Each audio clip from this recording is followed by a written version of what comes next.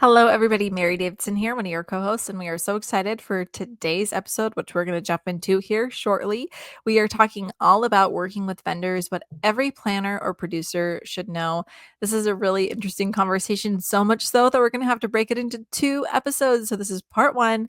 Part two is going to be coming to you later, but there is such a vast conversation that we can have about vendors, and we haven't really talked about it before. So, let's go ahead and get into this episode. Welcome to the Better Events Podcast. Join two event strategists, Logan Clements and Mary Davidson, who believe we can all create, host, and attend better events. In this podcast, you will learn about event strategy and actions that you can use today as an event host, planner, or manager. Hear directly from the people who are creating innovative and inspiring events today and tomorrow, and grow your business along the way.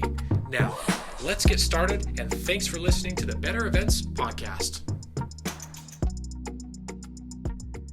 Welcome back to another episode of the Better Events Podcast. I'm one of your co-hosts, Logan Clements, and I'm joined by fellow co-host Mary Davidson. And this week's episode, we are talking all about working with vendors, what every event planner and producer should know. But before we jump into our topic, you know, you love them. They're conversation starters. So Mary, this week's conversation starter, if you could plan your dream weekend getaway right now, where would you go? And what's the first thing you do when you got there? I love our conversation starters, so I'm here for it. I would say, so actually, I go on vacation the week that we're recording this, so that's what I have on my mind. So I'm gonna go with that theme, which is somewhere warm. That's always my preference. So a weekend getaway, somewhere warm. But honestly, my reaction to this, I'm like, somewhere warm near the beach, but chill. It's just a weekend. I don't really want to do anything. I think my first activity would be literally just to go like sit out in the sun on the beach with like very minimal plans the whole weekend. I'm thinking like sun, nature vibes. That's what I'm envisioning. Sounds really nice. I think that's like my spring mindset is wanting those types of experiences. So that's what I would say. Logan, what about you? What is your dream weekend getaway? Yeah, I heard this as like it needs to be drivable. Mary, honestly, almost the exact same answer as you, except I feel like the ocean is too cold here in the Seattle area. And Yeah. so I would be heading over the mountains east to Chelan, wine country. You and I have been there together before. And mainly because I went there this time of year a couple years ago when I discovered it for myself. And they have a lake and literally mountains that like go down and meet the lake. And they have a little sandy beach at this one resort. You can sit and yes, be in the sun. The lake water is cold, but not freezing. And you're just in the sun on a beach looking at mountains. And then they also have a really cute little town with like cute shops and wineries and all that good stuff. Oh, that does sound fun. Yeah. Yay. Let's Yeah. go. That's what I would honestly do. If you were like, Logan, we got to go tomorrow. That's where we're packing up. Chelan's a 4-hour drive from Seattle. We're going. Oh my gosh, sounds amazing. Well, if we see you in Chelan this weekend, we won't be surprised that you got inspired. But love the conversation starter. And as you know, we're going to transition into our topic now, which is all about working with vendors, what every event planner and producer should know about that process. And in episode 196, which was semi recently, we went through our pre event routines and touched on some of those routines that impact vendors. And we realized from that conversation that we've never actually dived into this topic specifically all about vendors. It's crazy. We're over 200 episodes and we still haven't touched on a lot of simple things. And this is one of those things. So we think this episode will be pretty evergreen and will live on over time. We love those types of episodes. And so this is your crash course into what every planner or producer should know when working with vendors. So let's get into it. Starting high level, what do we mean, Logan, when we say vendors? Yeah. This to me is like anyone who is providing a service at your event that isn't the planner or the event manager. So vendors could be the venue, it could be photographers, it could be your AV provider, your production partner. And I also will say, let me caveat listeners, I will use the term probably partner and vendor interchangeably. Vendor, I feel like, is more transactional. You'll hear a lot of folks who are vendors say they always aspire to be partners, good partners. And so I feel like if you have someone that you work with all the time, you probably refer to them more as a partner. But at their core, they are a vendor. They are someone who is charging for a service. They're providing the catering, any of that. They are a vendor at your event. Mary, what would you add to that definition? I think what you said is important. I think we'll talk about it more later, but yes, you're right. And I was thinking through this as you were saying it, but yes, we call some vendors we work with all the time more like power partners because we end up being like referral sources for each other. And so we'll get into that, but interesting point I wasn't thinking about. And then Logan, I Googled this, so I love everything you said, but something that Chat GPT says, which I think is actually kind of cute. Think of them as the puzzle pieces that together bring an event to life. And it's true. It is pretty true. They all come together to make it happen. Uh, yeah, so I love that explanation as well. And then the one other caveat, Logan, correct me if I'm wrong, though, if you feel differently. The word vendor, some folks use it in a term as thinking about exhibitors, and that is not really what we're talking about today. We're talking about your vendors, like your caterers, your florists, your photographers, those types of vendors, right? Yes, I think we will be tackling in a later episode talking more about, and we've had past episodes where we talk about exhibitors or sponsors, or to your point, Mary, maybe a vendor at like a fair, that kind of thing. We have some future episodes coming out about that. But this, yeah, more, I would say exclude the expedition hall or the expo floor in this episode when we're talking about vendors. Yeah, we mean more of your traditional ones.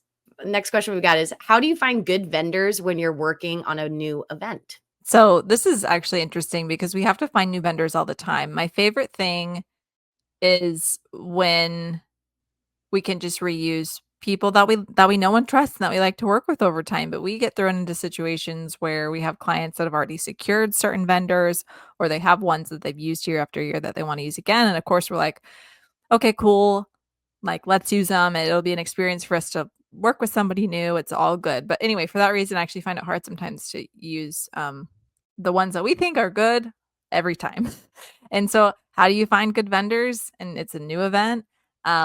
If you can't pull on your resources and you get thrown into using others, then I think it's setting expectations, because this is the first time that you work together. And I should have said this maybe at the beginning. I actually love vendor management. It's like one of my favorite parts of the event planning process, because it is this relationship. It's like this internal relationship. It's different than like a client relationship in my mind. Um, and so you all get each other. You can like keep it real with each other. And it's like, hey, like I really need this by this date, or like you just tell me exactly what you need and we'll make sure you get it. Like that type of real talk. And if you can do that with a vendor, I think that makes them a good partner, which then I think hopefully reflects in their work style as well. So this is actually a huge question I could keep going on. But Logan, what else would you add to finding good vendors? Yeah, I get this a lot for my events outside of the area that I live in. And so outside of Seattle, I often have to go and source and find a new vendor. And I'll actually link to, I did a YouTube series that I just released the first video on Monday this week, but all about how you can find AV partners. And I talk you through my process.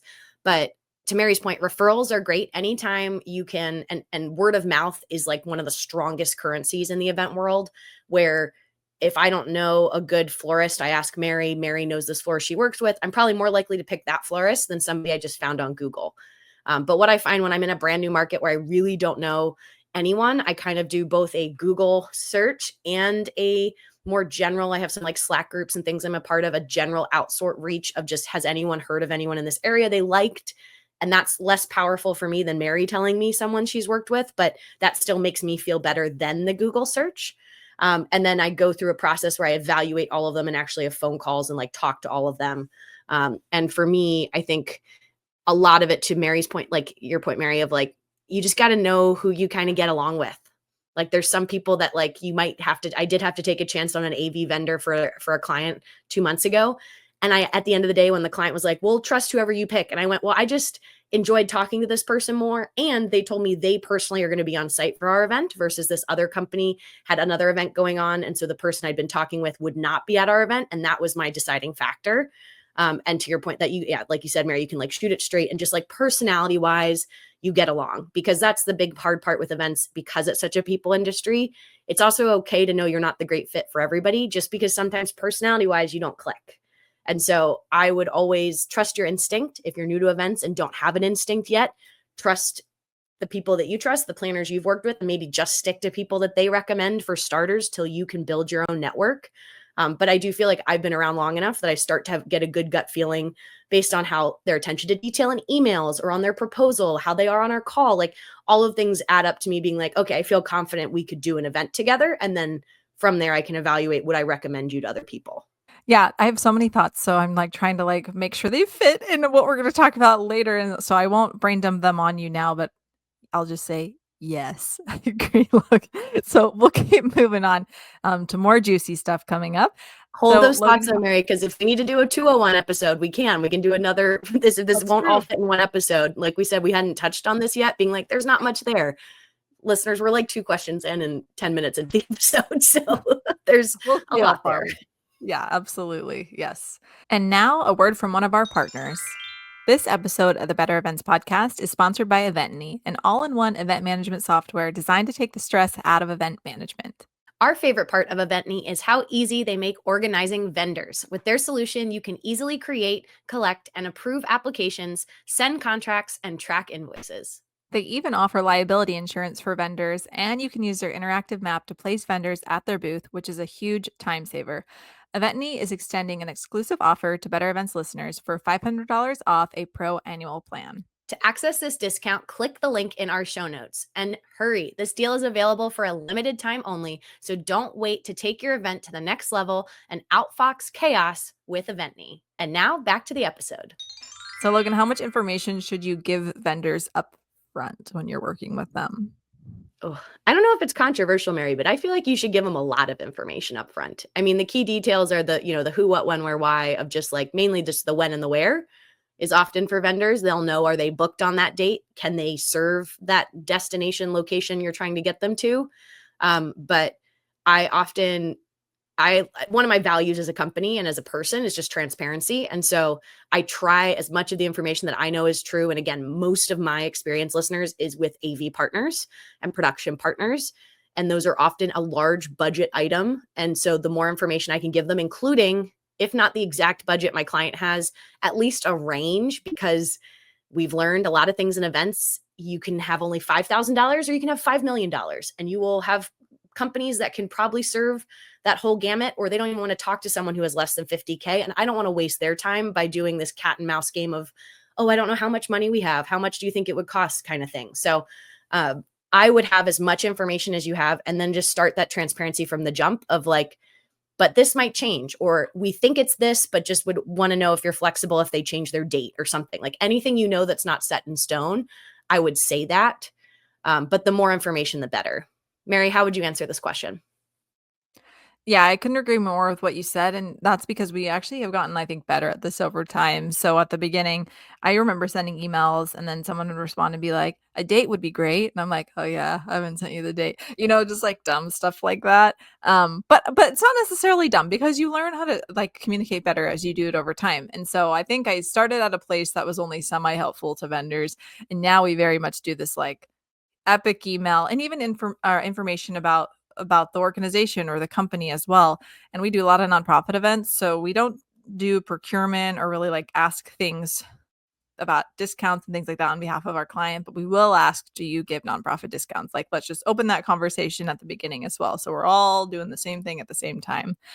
And everything you said, Logan, is great because it really streamlines those email communications. A lot of times we need answers and we need them fast. And I feel bad like emailing them and saying, and can we have a quote by tomorrow? Because that's just the way things go. Sometimes we want to plan where we don't have to ask people to do that. But the reality is we just have to ask people to do that a lot. And so that helps make it all happen a little bit faster. And that's a great bonus. I would always, whatever your timeline is, if you're asking like an inquiry of like, hey, can you get me a quote? If you can give a deadline or at least whatever your expectation is, like Mary, I've been you. And I always, I say this, I hate to do that. Like I put some nice wording in there, but I'm like, I'm so sorry. This is so last minute. And I get it. If that short timeline alone will, like, you don't have time to respond to me in this amount of days. I get it. Like, I'll come back to you for a different project. Just because I have had some clients that it's like, we need these and we want 3 quotes and by this Friday, and it's Wednesday and we get busy. So I was like, I get it. We're all in the busyness. But yes, I think the more you can just communicate that, and that's something I do in my process when people ask me for proposals, I've gotten better at this over time, is just to ask, hey, when are you expecting this by? And they might say, oh, whenever you can. And then I will in my head think about how long it might take me, how many days, what else I have going on. And then I've learned, Mary, and I think I don't know if I learned this from you, but it was like, add 4 more days to whatever I think I can get it done by for a proposal, add a couple more days to give myself buffer. Because again, this is like the start of your relationship too with that vendor. So if that vendor, I've not used a vendor because they were just too slow in responses. And I went, if this is how they're responding to me before I'm a paying client, I don't think they're going to respond to me very quickly as a paying client. And that, they weren't somebody we selected. So from that first email, you're already kind of building that relationship. And so you want to make sure you're responding promptly. And that's a pro tip for any vendors listening to this episode as well. All right, Mary, next question. What if you get a quote that's much higher than your budget? Ooh, good question. And this obviously happens. When we get quotes, though, we really are getting at least 2 to 3. We do it every time, really, no matter what it is, because once again, it saves us a step. Like if we just come to our client with 3 quotes, it's like less back and forth because we just have all the information at that time. So with that in mind, if those 3 quotes are, competitive and one comes in lower and we like have worked with them before and we know it's going to be a good experience, then we're just going to be like, hey, let's just use this one. So there's really not a lot of negotiation with that like higher quote necessarily in that case, which is interesting. Once again, if you're a vendor, I think yes, to hear this side of it for sure. But if they're all coming in like at a semi reasonable price or they are just higher, Logan, I don't know about you, but I don't know that there has ever been a quote or proposal that we've received from a vendor that hasn't had a V2, like some edit to it. Because, we give them like enough information, like we've talked about, but there's always going to be an edit. So there's usually something that we can take out, usually has something to do, I think, with labor or like timing or sometimes certain kinds of like equipment or like catering, like stuff that they're bringing, like that the venue provides that they don't need to bring, that type of stuff. So I do think there's always a reason that it's high and there's a way that we can decrease it. The question is, do we want to take the time to do that if the other quotes are competitive enough? No, that's a great point. Yeah, there's always going to be some changes. I feel like if I was newer in events and got a quote that was much higher than the budget, I would go back and be like, was your budget correct for what your expectation was? And this also comes into why I think it's so important to be transparent at the jump. And I know there's people in the event industry that say, Logan, if you tell them your budget's 30K, they will make something that's 30K, even though you could have gotten it for 20. Sure, they might do that. So you don't have to say, maybe you don't want to say 30, but give a range because that is the hardest part. And I would be really frustrated as a vendor to take the time and build you a beautiful quote because you wouldn't give me a budget and I come in 10K over all the other vendors and I didn't know, like, because you didn't tell me what you were looking for. Like, it just feels like a waste of time on both sides. So I would always try to tell them that ahead of time. And then to Mary's point, you don't always go with the cheapest option, but sometimes price is the driver for some of these vendor choices, especially if it's not a priority.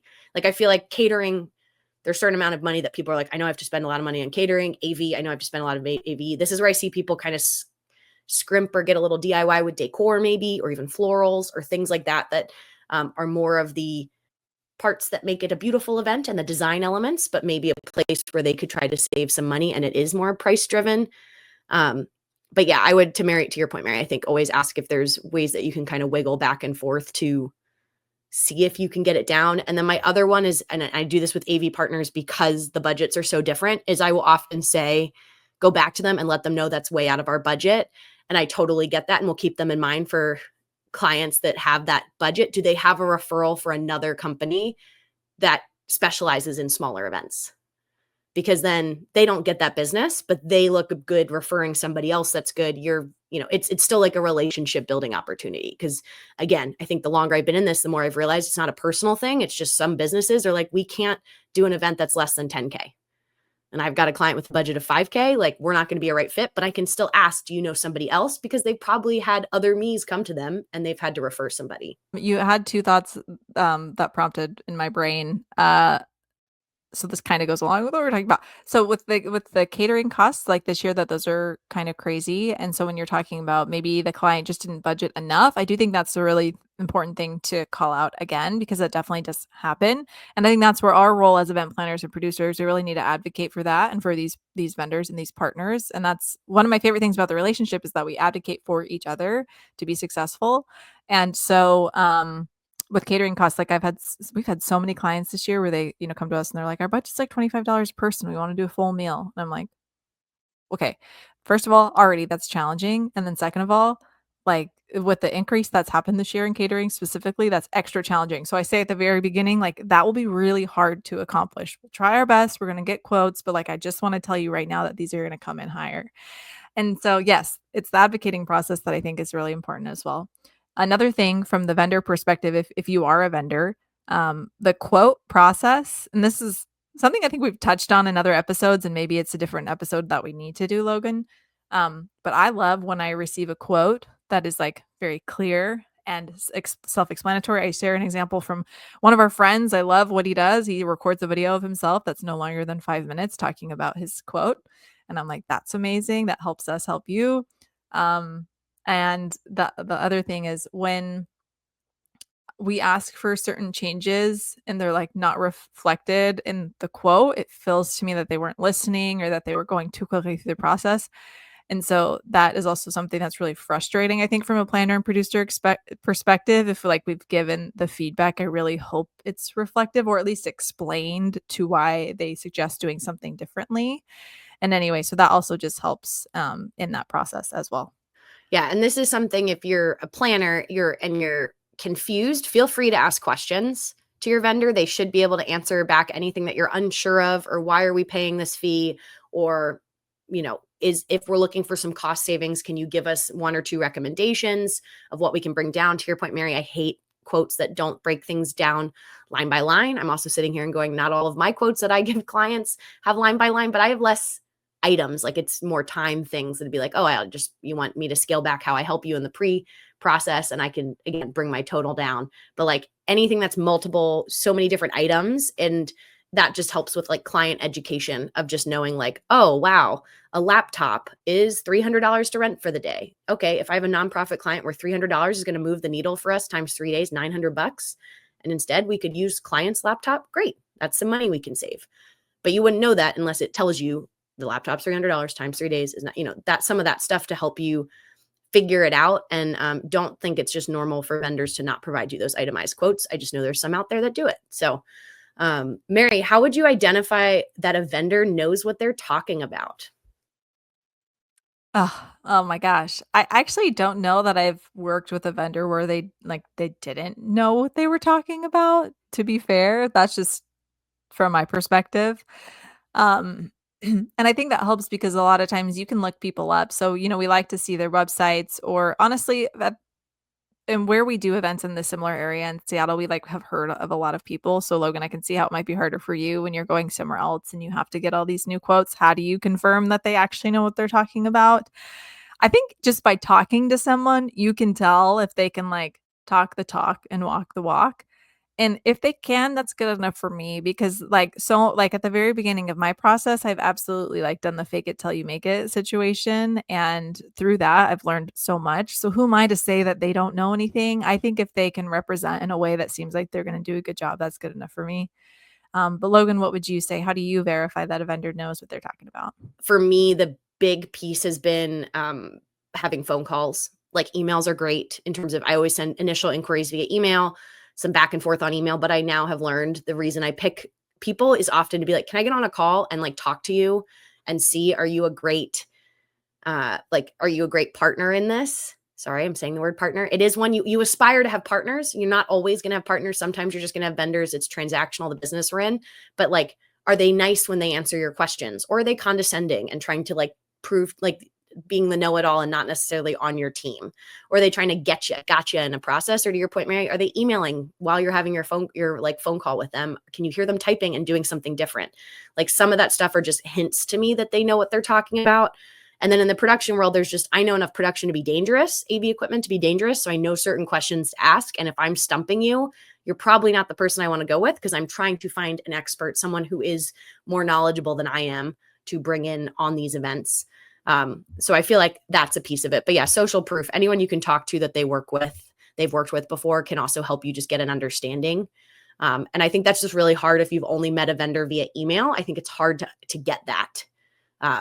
out of the email, because everyone's got a portfolio or a website that says we've worked with these clients, we've worked with this famous person, we've done this. And Mary knows this is like one of my pet peeves is like, just because you've worked with famous people and a big client does not mean you did a good job or you know what you're talking about or like what part of that event did you do. Like and so that to me isn't the social proof. I mean, it's me hearing a planner that was like, this person, last minute we had this come up, a mic didn't work, and they fixed it before I could even ask them about it. Or like we forgot we needed these things and they got them that night, so we were ready by the next morning. Like some of that stuff that you're like, oh, that's a great vendor and a future potential partner, which would be amazing. And Mary, I'm going to digress slightly because I had on an event a couple weeks ago that I was like, it just felt like this vendor we were using on site was really grinding my gears. Anytime we talked, it felt like this person was just trying to like get me, like being like, gotcha, you don't know what you're talking about. I was like, it was just a very not harmonious experience. And I was like, what is bothering me? And I was like, you know what I like? You can say partner, but I was like, I really value team players. And it feels like every time I'm talking to this person about a challenge we're having, they're just trying to prove me wrong, which is like I'm not trying to like get them. So I'm like, we're just trying to equally find a solution. And the fact that I have to be like defensive is not a fun process. Like it made everything difficult to the point that I was like, I don't want to hire this person, even though on paper, they did a fine job. They did everything they needed to do. The event went well from their perspective, but just like every human to human interaction felt combative, that I was like, I'm just looking for a team member of like, hey, this cable's not working. Instead of you telling me it's not your fault, it's this other person's fault. Like, tell me that you're running another cable right now, or we're going to use this other thing. Like, yeah. So I don't know, Mary, if you've had similar situations, but that's just one that's top of mind. Yeah, I have not. Those have been running through my brain this whole time. Like one time in particular, we worked with this company that I have never recommended since this experience. And they let me summarize it like this. I have a colleague that says when you're doing an event, you need to treat the people around you like they're all just doing the best that they can. The reality is that there are a lot of things that may not be going according to plan. There are mistakes being made. You can take note, give them that feedback afterwards for sure. But in that moment, especially as an event planner, I don't want criticism. Like, oh, we normally do it this way. Like a vendor coming in and telling that to me, I'm like, cool, you should have told me that before because we're running with it now and I need you to just run with it and make it work. So those conversations are not very helpful on site. So, Logan, I love what you said about the team player component for sure. And then respecting each other in their roles. I am not an expert in AV. So who am I to walk in and pretend like I can own that room to the extent that they can? So I think we all just need to have like a little bit of a reality check that we can support each other. We can fill in a lot of areas, but let's also respect each other and our expertise for sure. Yeah. And one of those, I'll say, if you're a new person to events, like to your point, treating your vendors like they're humans and asking, are there breaks you need to be aware of? How are they getting fed? Do they need to be counted in as a vendor meal for your client to pay for? Or like just little things you can do in the AV world. A beverage station goes a long way. Just having coffee and tea available at all times during the day is going to make your crew that much happier. And I know if you're looking at a catering budget, as Mary alluded to, I'm sure that's more expensive than I think it is. But anytime I've had that on site for our AV team, it just makes them happier. And so to be like for $1,000 a day or whatever it is, that little thing. So thinking about how you can advocate for your vendors back with the end client is also a great way to build those relationships and educate yourself if you don't know. Like I know the AV world inside and out, so I understand meal breaks and coffee breaks and all that stuff that has to happen. But if I was working with maybe a translation company that I've never worked with before, understanding what their needs are so I can factor that in and avoid some of those last minute surprises. Yeah, absolutely. And we could cover so much about this. So I think we're going to just go to one more question and then wrap it up. And looks like we're going to do a part two. So before we tease the part two, we'll get into our last question, which is Logan, how do you wrap up an event with your vendors? Ooh, this is a tough one because I feel like we talk to our vendors all the time leading up to the event. We're on site. We're in the trenches, as Mary said. We are side by side with everyone. And then the event ends. And then we're like, bye, I'm exhausted, or I'm moving on to the next event. So just make sure we did a whole episode about gratitude. I mean, anytime if you were the point of contact for any vendors, just going back and thanking them, or to Mary's point about offering feedback, that could be a great time to offer some feedback. But I just want to make sure you don't forget about your vendors. A quick email of just thank you, great job. It was great working with you. Reminder for them to get their invoice in or something like that. Like you can do housekeeping, but also gratitude. And then if you're trying to build a relationship with that vendor or potentially use them again in the future, capturing any notes while they're top of mind of like how, what was their feedback for next year if they were to do it again, or how you could better support them in the future at a future event, or even asking them to put a soft hold if you already know your event date. Like, don't forget about your partners. I'm guilty of this. So your partners / vendors, but you just want to treat them like they're kind of a part of the team if you liked working with them. And if you didn't, you still need to make sure they have everything they need to wrap up. Mary, what would you do with your vendors for wrapping up an event? Yeah, I mean, mainly we just make sure that they get paid and then we say thank you. We say thank you from us, from EP events, thank you. The client kind of does their own thing and has their own process, but we like to kind of have that come from us as well. But other than that, yes, it's pretty straightforward. But I think we've talked about thanking, yeah, a lot on this podcast before. And I just think it's such a crucial step to just acknowledge that relationship, and then move on to what is to come. Anything else, Mary, before we wrap up about everything we should know about vendors? Yes, there's a lot more. I'm trying to cut my brain off. So no, for the sake of today, there is nothing else, but we are very much looking forward to part 2. Yes, we are going to dive more into it. I think my last thought would be my favorite phrase to use with new vendors is I never know what I need until I need it that week. So I'm always looking for new people to know and their skill sets and things like that. And then my second question is often like, what's their ideal client in terms of budget? Because again, that is something in my production world is such a big variety. I don't want to keep this person in mind and hype them up to a client that realizes they don't have enough money for them. So I'm always trying to build my Rolodex, but also I don't necessarily have to source the vendors. I often get thrown in with existing vendors and I'm just making the most of that existing relationship. So yeah, there's much more we can talk about. So stay tuned in the coming weeks. We will drop a part 2 where we talk a little bit more about vendors. How do you handle them that are great, but maybe they're bad at communication? If you had to cut ties with a vendor, some of those hot takes, we will cover in a later episode. And I'm excited for the conversation. This is a fun topic. So thank you everyone for listening to it. And before we end, we have our bonus tip, which Logan has today. Yes, this week's bonus tip is all about the 2 different kinds of rehearsal at your events when it comes to your stage program. The difference I want to highlight is the difference between a tech rehearsal and a content rehearsal. A content rehearsal is where a speaker can rehearse exactly what they're going to say. So this is going to often take the same length or even double the length of their actual session time, meaning if they're going to speak for 45 minutes and they want to do a content rehearsal, it's going to take at least 45 minutes for them to rehearse what they're saying. A tech rehearsal is often just like a quick tech check. We put a mic on them. We're going to click through slides, maybe step through any transitions. This could be short, like 10 minutes. Maybe if they're senior and you want them to run through a little bit of what they're saying, it could be maybe 30 minutes, but they're very different timing. So I just want to make sure you're clear with both your speakers and your producer or your tech team, what rehearsal you're planning on doing to make sure you have enough time on site. I've just seen this where we've had short time slots and people wanting to do a full content rehearsal, and then you're stressing out your speaker because they have to speed up their actual cadence to try to fit it in. Or I've had issues where it then starts to trickle down and impact the later rehearsals because we're running late because speakers want to rehearse everything they're going to say. So 2 different kinds of rehearsals, 2 different amounts of time you need on site. So just make sure you're working with your production partner or your producer to make sure it fits what you're looking for. That's an awesome bonus tip, Logan. I really learned something new from that, actually. I love the timing breakdown that you laid out there. So thank you for that. And thank you, everyone, for listening to another week of the Better Events podcast. You can find us on Instagram, Facebook, and LinkedIn at Better Events Pod. You can send us an email at bettereventspod@gmail.com. You can connect with us on LinkedIn directly. Just let us know you heard from us from the podcast, and then we will connect with you. We'd love to hear from you. And if you want more Better Events content, be sure to check out our private community on Substack. We'd love to see you there. And thank you so much for listening to another week of the podcast. We'll be back with you again next Wednesday.